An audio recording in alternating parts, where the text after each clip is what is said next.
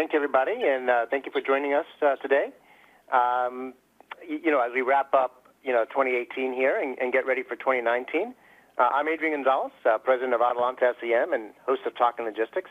And I'm excited to moderate today's conversation, focus on what to expect in the coming year in the transportation market and how to prepare for it, effectively. This past year was certainly a challenging one for shippers, to put it mildly. When you have CEOs and CFOs talking about, the transportation market in earnings calls with investors, and when you have mainstream publications like the Wall Street Journal writing front-page stories about it, you know that transportation has come out of the shadows and is in the spotlight today, not only because of its impact on financial performance, but also because of its impact on customer experience, which is a competitive differentiator for many companies today. So what are some of the key lessons learned from 2018? What is the outlook for the coming year, and what actions should shippers take to successfully manage their spend and navigate whatever twists and turns the year ahead has to offer?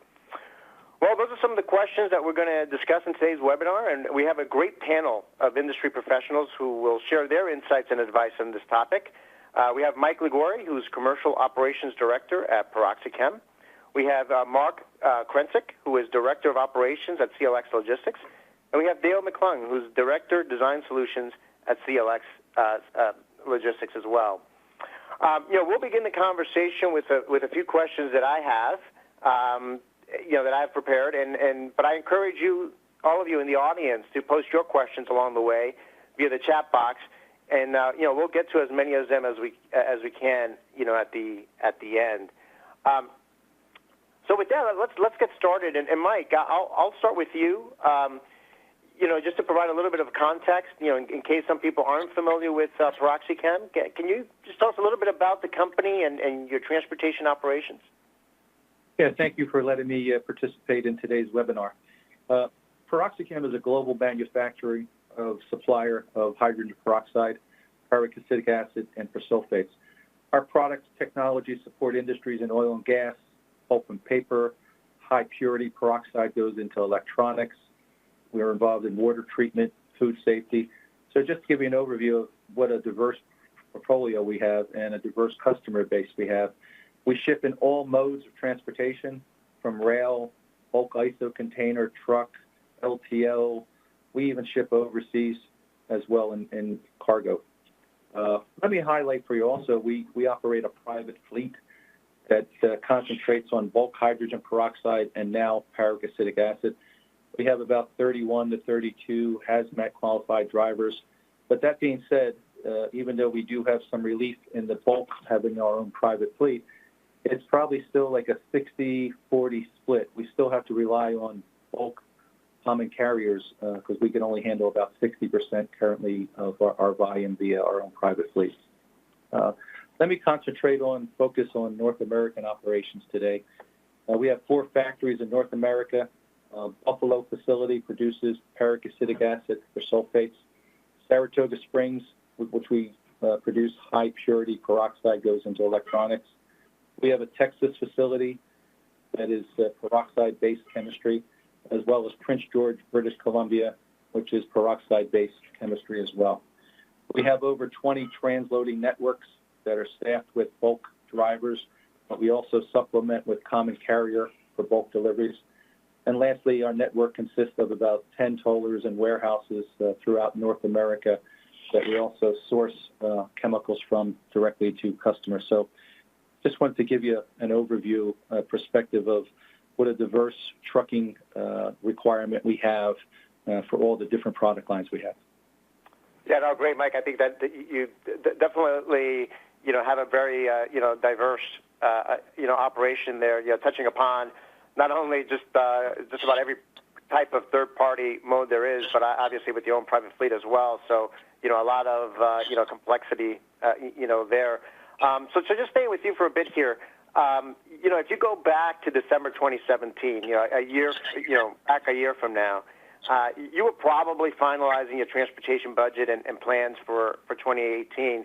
So looking back now, as we're kind of wrapping up the year, did 2018 unfold the way you expected? I mean, what has been the overall impact of the transportation market on your business this past year, and then kind of what surprised you the most? Yeah, I was hoping that you wouldn't take me back to that time. Let me say, unfortunately, 2018 did not unfold the way we had forecasted, especially in the U.S. Some modes, truckload and LTL, had more dramatic line haul increases than we ever imagined. Bulk truck also had some increases across the board.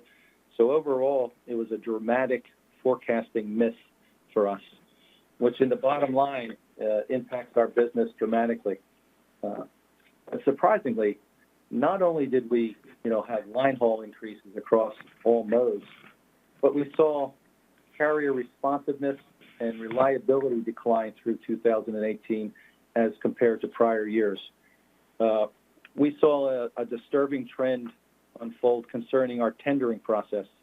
So the tendering process, I'm sure everybody's familiar with, where you have a matrix of, say, 4 or 5 carriers, carrier 1 being your prime, probably most economical carrier that you want to haul your load. What we experienced during 18 was we saw carriers 1 and 2 routinely declining our loads, and we were working with the lower percentile on our matrix, carriers 4 and 5, which were the higher line haul for us. So during 18, a major shift occurred. We saw somewhere last year and prior years, probably in the 85 percentile, where the prime carriers, number 1 and 2, would do the acceptance. We saw it drop miserably to a rate of about 50% during 2018. Of course, when you're working on your lower area of your matrix, what you're experiencing is higher line haul delivery fees. So this shift really had an impact upon some of our businesses. The freight intel that we provided to our sales and marketing team, since it was dramatically off, and they used that data, that intel, to create sales prices. Unfortunately, some of those sales prices being delivered prices where we're locked in for a year or maybe even 2 years, and we have no escalations in our contracts where we'll be able to change the freight rate. We took some hits in cost to serve and lower nets with some of those types of pricing parameters that we were engaged with. So that intel that we supplied to our sales reps was off, and bottom line has been impacted during 18 dramatically, unfortunately. Yeah, I know. I mean, I think, I mentioned in my opening remarks how, what was happening in the transportation market, was making its way up to CEOs and CFOs in their earnings calls. And I think, from my perspective, a lot of shippers across all industries were really, kind of experiencing, similar situations that you were there. And so Mark, that brings me to you. I mean, obviously you work with a lot of other companies in this industry. Is Mike's experience consistent with what you saw and heard from other customers that you work with? And what kind of operational challenges did this year's market create for shippers across the board? So, yeah, we did see a lot of the very similar issues that Mike experienced across quite a few of our shippers.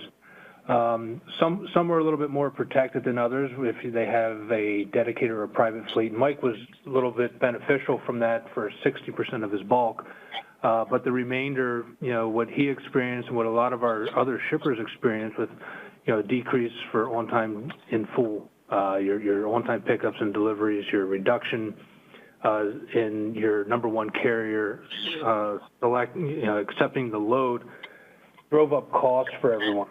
We were, I go back a year ago, I was sitting with Mike, and we were looking at anywhere from a 4 to 5, maybe as high as 8% increase for 2018. And what we saw was anywhere from 10 to as high as 15, 16% increase in line haul throughout 2018. So it was a difficult year. It started out difficult. We were coming out of a few major hurricanes at the end of the year into the holidays, and then a couple of major snowstorms in the first quarter of the year. Unfortunately, you can't really predict that long term, but with the hot economy on top of that, ELDs that came into law at the end of the year, but not enforced until April 1st, we were expecting to see, by that point in time, a higher impact.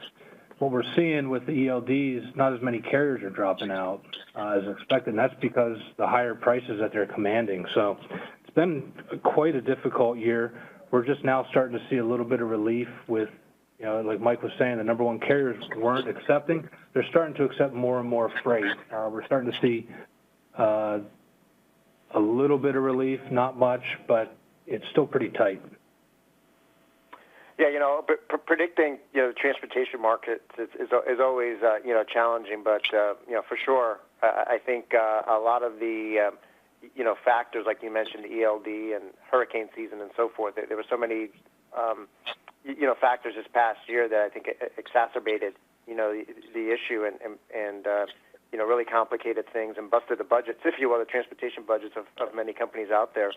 Dale, kind of bringing you into the conversation now. I mean, when you look at 2018 through our benchmarking and analytics lens, I mean, what jumps out you the most, and what can we learn from 2018 to help us prepare for the coming year?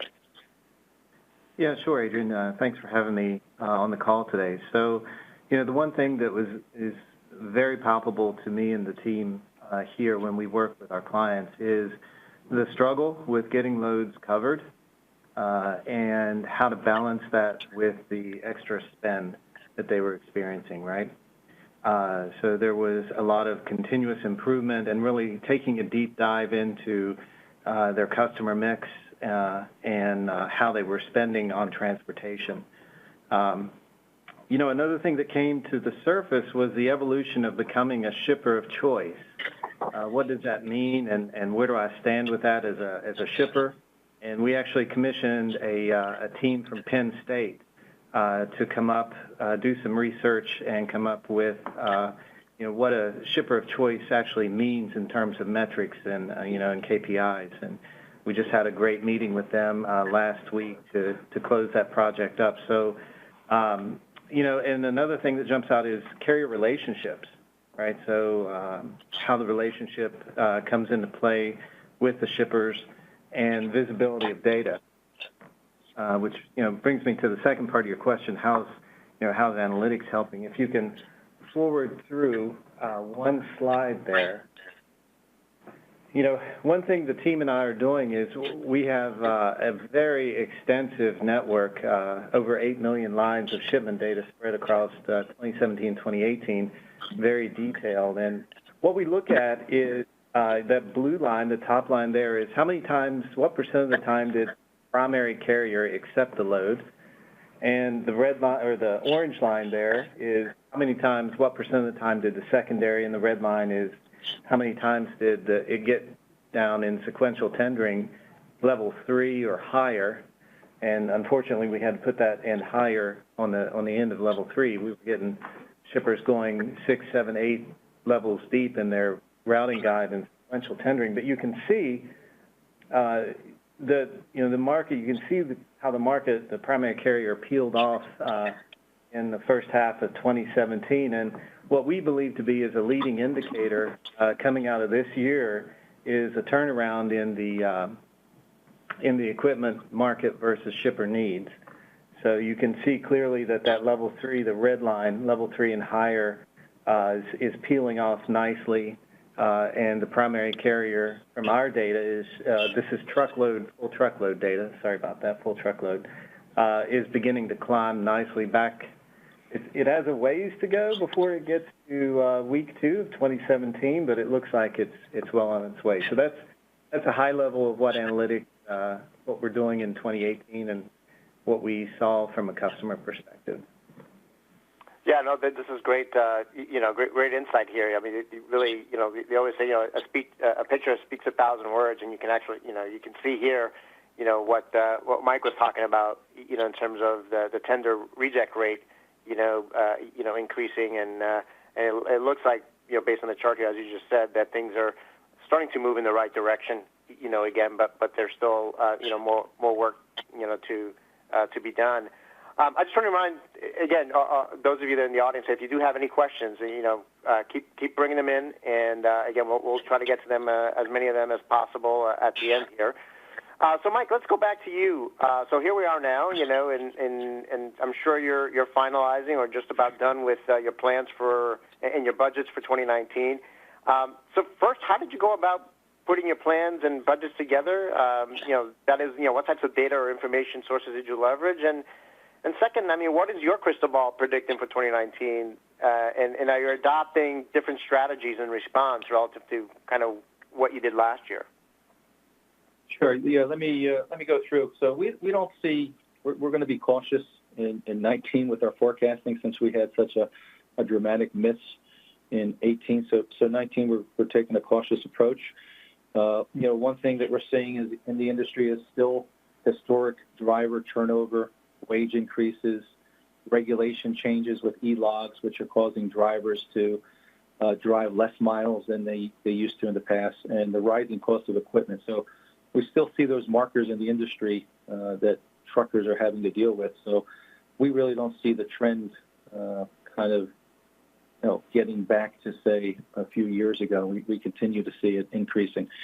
During 19, our budget process, what we started to do was engage the business teams in more robust meetings, that we had data that we can sit with them and share with them from a business analytics perspective. We engaged each business. We talked about cost to serve by customer, by product, by lane, by mode, making sure that we are packing out at maximum levels and kind of optimizing our freight spend.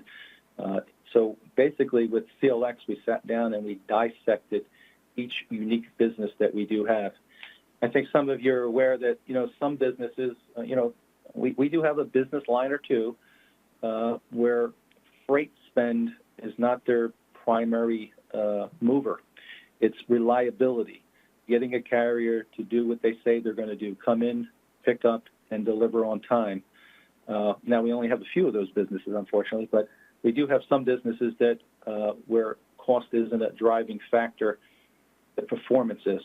So we really need to work with those businesses to understand that, hey, we don't need to go to a low-cost provider here.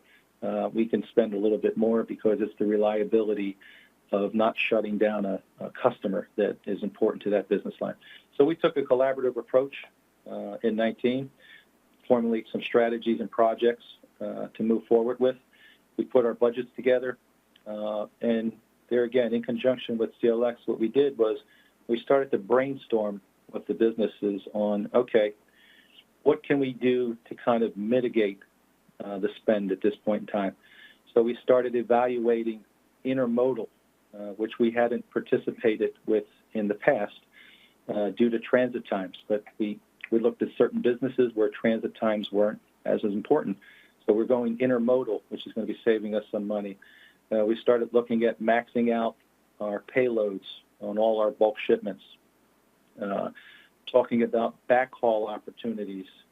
We looked at take-or-pay contracts with customers as well to make sure that we're forecasting and we're reliable with them so they want to do business with us, and even make a contract say, hey, we'll give you X business per month, and if we don't, we'll pay the differential.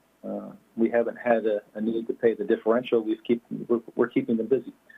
And also working with our sales teams, this is something that we're undertaking. I think everybody remembers back in the day when there were things called, energy escalations, which are in contracts now. We're talking about putting in our contracts with customers freight escalations, especially if it's a delivered price. So what we're doing is we're taking some actions. We know where the market's going, but we also have to work on projects to mitigate our spend. So we've been working very closely with CLX on all of these projects, which require data across the board to be successful. Yeah, those are great points. I mean, you started out, it sounds like, kind of engaging in broader conversation and collaboration, with the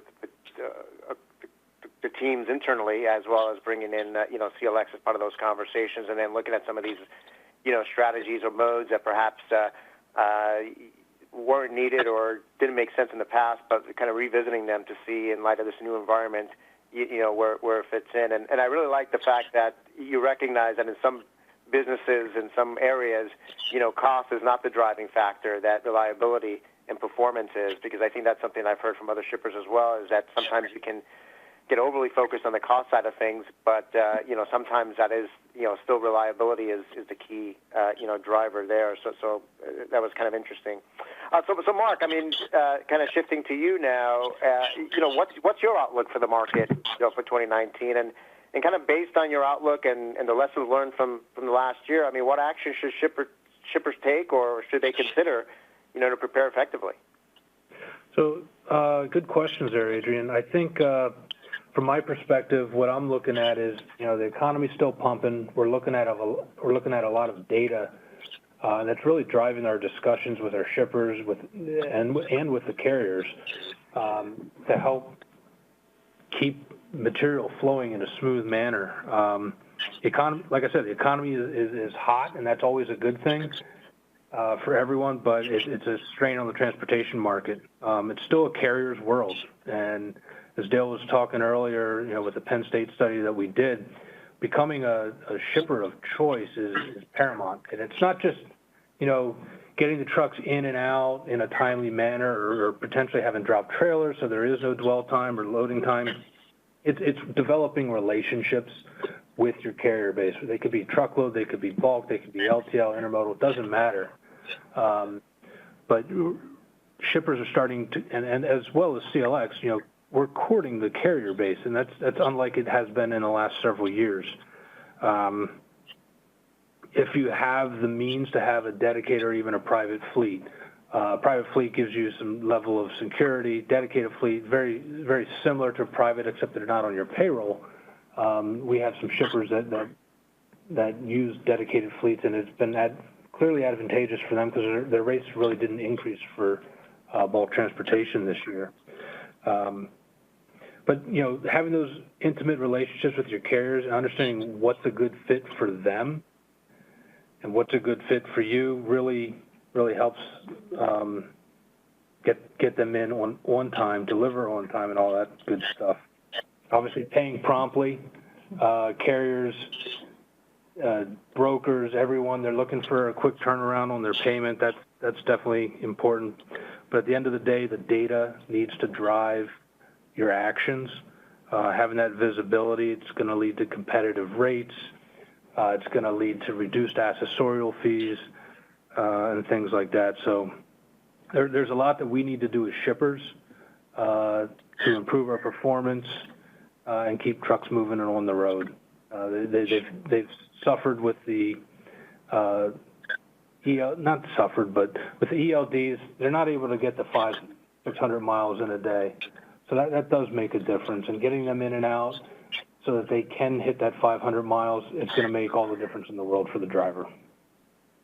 Yeah, and all great points. I mean, one of the things I'm seeing is that, those that are really moving forward, most successfully are those that, to your point, I think both shippers and carriers today are, have a lot of data at their disposal. And those that are kind of successful are the ones that are coming to the table together with the data to say, hey, how can we make this a win-win, for both of us? I mean, here's ways that we can, better align our networks with your demand, yep. and here are ways that that we can, to your point, some of the things around being a shipper of choice, how can we address some of those items? And I think having those data-driven conversations and honest and trustworthy conversations is what's helping to move the market, forward. It does. And relationships forward.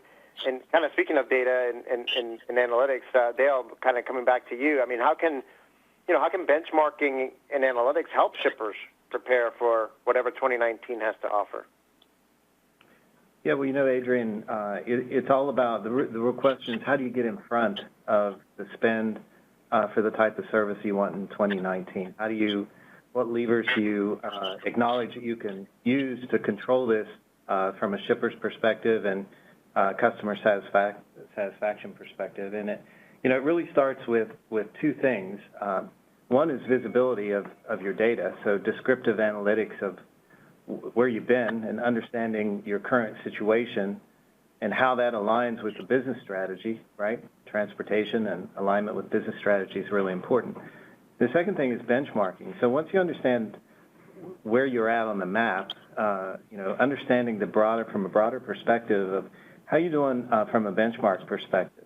Are you overpaying for service, or is what you're paying for service pretty good and you need to keep it, or you're overpaying, but in the market that you're servicing, it's just the cost of doing business and keeping your customers happy. So understanding where you're at and then doing a benchmarking.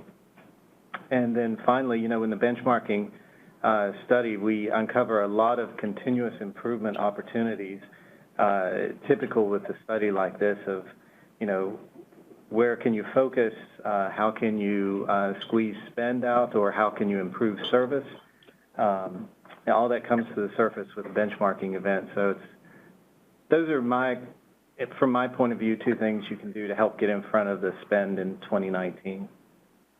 Yeah, no, great points. I mean, one of the things I always hear from shippers is, you can always see how you're doing, relative to last year, right? You can always see how you're doing relative to your plan for this year. But the question is always the most difficult to answer is, well, how are we doing relative to others in the market or others that have similar, networks and operations as ours? And kind of understanding that question can help identify, opportunities for continuous improvement, or, hey, you know what, we thought we aren't doing as well in this area, but in fact we are actually doing pretty well in this area, right? So it kind of provides, additional insights and a view into, where we can improve. Mike, I'm gonna ask you one more question, then we'll open it up to some questions that have come in, from the audience here. And again, if you've got questions from the audience, keep putting them in.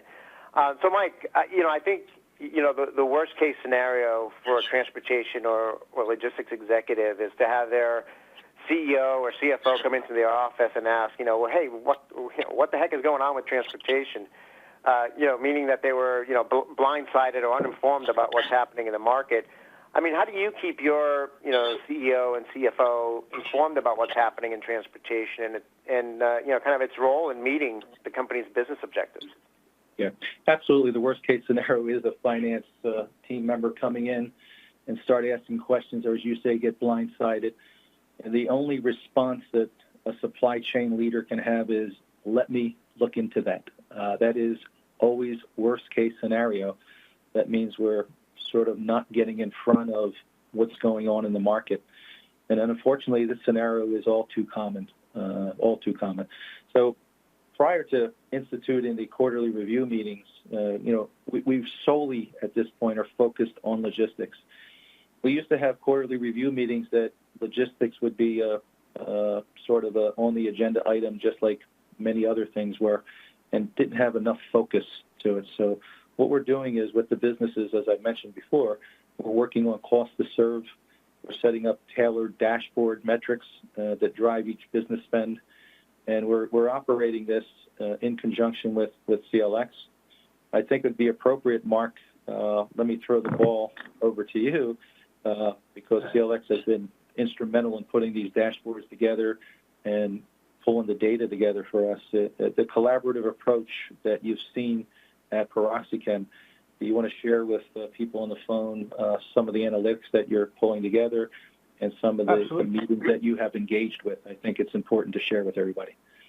Absolutely. We've, like Mike said, we've not just engaged with PeroxyChem, but we've engaged with individual business units for the various product lines that they make to really come in with at the beginning, a high-level forecast.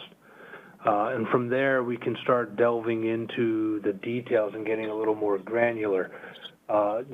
First off, you're going to understand what industry trends are happening. We have a lot of that visibility through Dale McClung and his tools that he's able to provide us, along with the expected growth that PeroxyChem is looking to do. We're able to make pretty essentially broad forecasts for them to use and then get down to the level of a cost per pound by mode, by month, et cetera,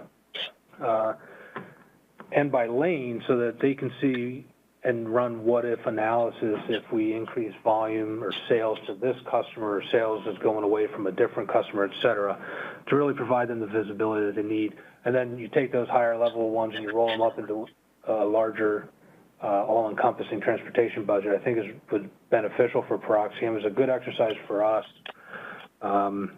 we're able to identify some areas of opportunity as well, whether it's lead time related for orders. Trucks are moving. They're not sitting around looking for the next load. They have, at one point this year, they had 10 loads for any given truck out there. It's come down recently to maybe 2017 levels, but they're not waiting. Adjusting dock hours could be advantageous at certain locations. Transit times with the ELDs need to be considered as well. Really work with the carriers to make those budgets stick to what we're predicting at this point. Could I interject one point? Yeah. I heard Mark and Dale refer to, shipper of choice. As I said, we have a private fleet, and we actually talked to our drivers and kind of gathered some comments from them on what they would like to see from sort of shipper of choice type options. And some of the things they said, it's always in and out time. Shippers want to get in and out of your facility as quickly as possible because that's dollars that they're spending sitting at your site. Talked about parking. Parking has become a big issue in the trucking industry. I've heard statistics where 1 hour of searching is like a 10% wage loss. There's statistics out there that say, drivers just don't have places to park because their logs are running out. Talk about flexible appointment terms. There again, loading and delivery times. Our drivers even talk about amenities. When you're at a customer site, what amenities do they have? I mean, and personal attitude of actually at plant locations. So some of the things that came back, and it sums up to sort of respect the clock. I guess it comes to is you're working with shippers. You want to respect the clock. You want to get them in and out as soon as possible so they can get on the road, start making some money. So I just wanted to share that. That's some of our drivers' comments. And kind of to that point, Mike, it's not just a shipper of choice; it's a consignee side as well. And working with your group, mainly out of Texas, looking at how long it's taken for them to get offloaded at your consignees. Yeah, amenities are important, but if you're keeping a driver there for 5-6 hours, that makes a big difference. Absolutely, yeah. They're not making money if they're sitting there waiting to be offloaded. So working and highlighting that to PeroxyChem so that you're able to work with the customers, I think has been wildly successful to get driver turnaround at your customers. Okay. Now, you guys mentioned the shipper of choice, and it is a real phenomenon in the marketplace at this point in time that we're looking into. So. Great. Well, that was a great example and some great insights and advice there. I'm gonna shift over now. We've gotten some great questions from the audience. I want to kind of make sure that we get to some of these questions. So, and I don't know who would take the lead on this, but I'll ask it. And so maybe Mark, maybe you can take the lead on this one, and if Dale and Mike, you've got comments, you can jump in as well. And so this first question is, due to tightness in the full truckload market, shippers are pursuing intermodal shipments, and that's something you mentioned, Mike. Yep. This person said, my concern is the railroads are not ready for the influx of volume, hence more congestion and higher rates. Any comments on that or thoughts on that? Yeah, I know CSX had some significant issues earlier this year as well throughout their network and what they were doing. I don't think there's a huge influx at this point. People aren't necessarily changing their modal options. It's something you have to consider very closely because you're going to add anywhere from 2 to 5 potential days of transit time, and you got to be willing to live with that. And if you have like an interplant transfer or something that's not going direct to a customer, you might be able to handle the additional transit time. Especially through the winter, coming from like the Pacific Northwest through to Chicago, with snowstorms, that delays things quite a bit. It's kind of a double-edged sword. I think it's an excellent question. It's something that we are starting to engage in, and it's the same concerns that we have. The congestion on the rails, because I ship via rail, and rail times have increased as well, and adding this additional volume is a concern for me as well. We're going to kind of monitor that and see what the performance is.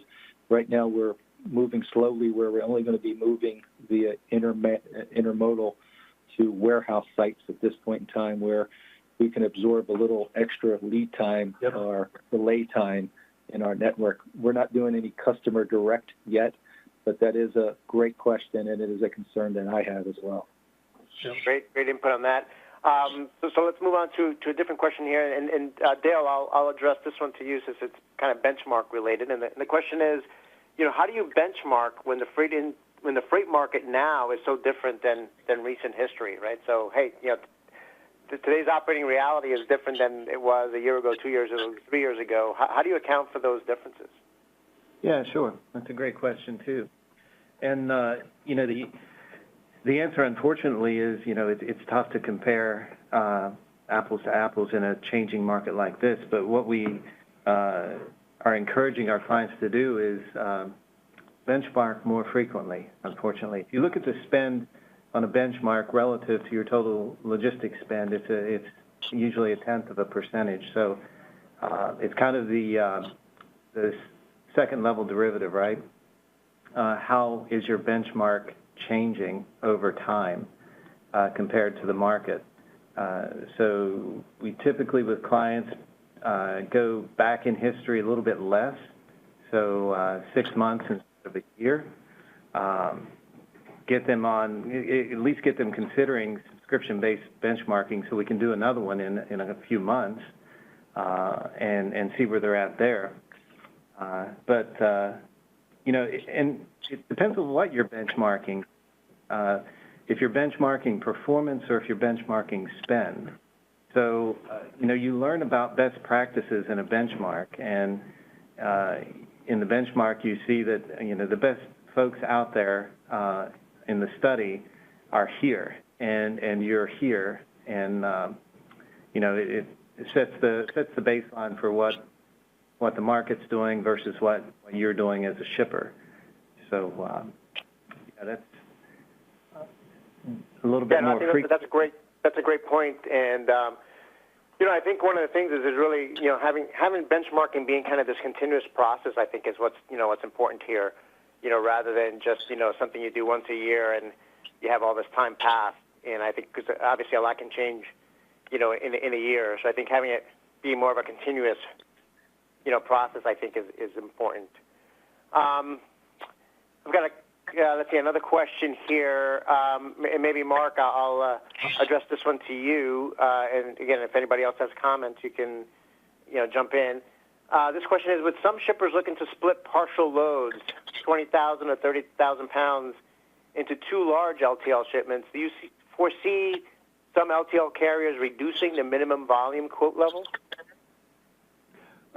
We've been seeing that, and from time to time, what you'll see is LTL carriers are going to embargo anything over 10,000, or typically it's 15,000 pounds, where they're coming into your facilities on a daily basis. You can load them up relatively quick and easy, and take advantage of not being able to get the truckload in today to get something out, and so it's got to get out. You're going to put it on LTL.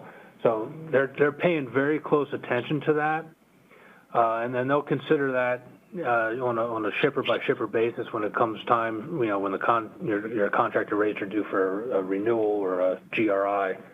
But yeah, we are seeing that, and we're seeing it happen during peak times of the year. We saw it in June. We saw it in March, right after all the snowstorms. So yeah, it's real. And then they're still going to handle up to 19,999 typically, and you'll get volume discounts up to 25,000 pounds.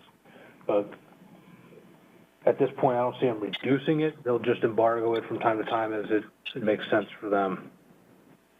Okay, great. And kind of another question here is: what percentage of drop loads did you see year to date, and has that grown from 2017?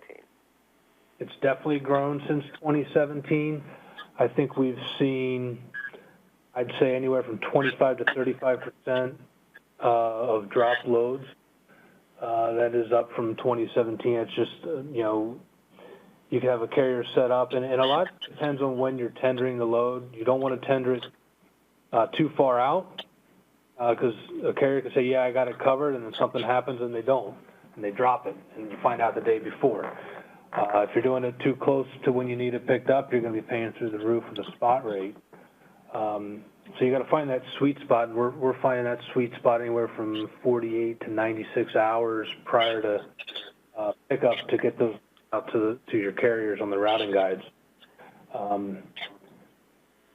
I think what we saw is several times this year are premiums from certain carriers, where they're just commanding higher rates. In the Southeast was hot for a while, where you could expect a $2,500 premium for them to stay on the load. That's just to stay on the load and not do anything different. So it's been a rough 2018 on that front. Right. Well, great points there. And then and again, if I don't know if you're the right person for this, but if others have comments on it, question came in around: have you noticed any difference in bulk versus package truckload? Is one recovering better than the other? This is Dale. I'll take that one. In terms of differences in bulk and truckload, we have seen a difference. For sequentially tendered, the system is automatically tendering this out to your list of carriers. For truckload, the deeper you get, the more expensive it's going to get, and the less likely the load is going to be on time. So for truckload, deeper into the routing guide means you're going to pay more, and you're likely to see worse on-time delivery service. Now, for bulk truck, the deeper you get in the routing guide, of course, the more you pay. However, bulk truck is a little more specialized than truckload, and we don't see the fall off of service as we do in truckload. So that's one of the differences there between bulk and truckload. Now, as far as which one is recovering faster, it's a little bit of an apples to oranges comparison, because usually bulk truck fleets, shippers have a much smaller group of bulk truck carriers or their own private fleet of bulk truck carriers. So the data gets a little bit harder to read on the bulk truck side because of those two factors. But I would say that the bulk truck is recovering a little bit faster, but they're still recovering at about the same rate, I would say. It would be arguable and statistically challenging to see from micro. Yeah, that is an apples and oranges, because there's when you look at how specialized they are. I mean, drivers are tanker endorsed. Much more training versus getting into the industry with a dry van is not nearly as capital intensive as a bulk truck. Yeah, it's an easier position to fill. So it is apples and oranges. Great point. Operationally speaking, from what our folks are seeing here, the truckloads seem to be a little bit less of a headache to get covered, but bulk is recovering as well, as Dale said. Great points there. I mean, we're cutting short on time here, so I'm going to ask a quick clarification question that came in, I think for Mark, and then we'll wrap up with a final question here. So, Mark, a clarification question: is that 48 to 96 hour sweet spot that you mentioned for tender window, does that apply to bulk and package, or just package? For both, actually. So, full truckload and bulk. That seems to be the sweet spot that we're focusing. At least in my group, our efforts are focused on making sure that that's when the load tenders are starting to get out to the carriers. LTL, it's really irrelevant. We have anywhere from same-day shipments to weeks out. So LTL is a lot easier to predict, but for bulk and truckload, 48 to 96 hours is what we're being successful on. Great. So thank you all for asking great questions. If we didn't get to your question, we'll be able to follow up with you individually, after the webinar here. Just as a closing question, very briefly, Mike, we'll start with you, then Mark and Dale. just as a way to wrap up, I mean, what advice would you give to folks in the audience with regards to, questions they should ask themselves or actions they should take to make sure that they're as prepared as possible to successfully navigate whatever the year ahead brings? I really believe it's the collaborative effort with your business leaders, is getting them in a room, understanding their business, as we did, talking about, lead times. Are they really important? Which ones are the most important to the most customers? Understanding where you might have a little more leadway with accepting a higher freight rate because service and reliability is more important to that business leader. I think there's a collaborative type approach moving forward in this market is the way to go for sure. Internally and externally. I mean, I think along with what Mike was saying, you've got your internal stakeholders, but you got to be collaborative with your carriers, and you've got to have the data at your fingertips so that you can make those internal decisions. Whether it comes to customer segmentation or what have you, where you need to focus your efforts and your dollars. But I think if you have the data around the costs, the reliability, what your OTIF numbers look like for any given customer is really going to drive you towards more successful operations. Yeah. And I think from my perspective, Adrian, transportation adds no value to the product. It's a pure spend. But if you understand your data and you start on this journey of how do you be a leader in your industry and use transportation as a differentiator, both for you to your competitors, you to your customers, and you to your shareholders. That journey starts with understanding where you're at, understanding your data, and how you fit in the transportation market. Great. All great words of advice and input here as we head into 2019. So, Mike, Mark, Dale, thank you for making the time to kind of share your insights and advice today. And I want to thank all of you who joined us today in this webinar. Again, if you've got any additional questions or if we didn't get to your questions today, we'll be able to keep submitting them, and we'll get back to you as soon as we can. And again, thank you all for joining us and wishing everyone a successful 2019. Thanks, Adrian. Thank you.